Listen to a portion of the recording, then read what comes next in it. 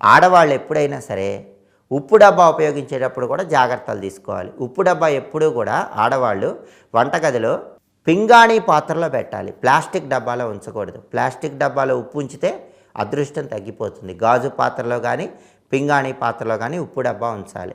అలాగే ఉప్పు డబ్బా కూడా వంట చేసుకునేటప్పుడు వాళ్ళకి సరి సమానమైన ఎత్తులో ఉండాలి. ఉప్పు డబ్బా బాగా పైన ఉండకూడదు, బాగా కింద ఉండకూడదు.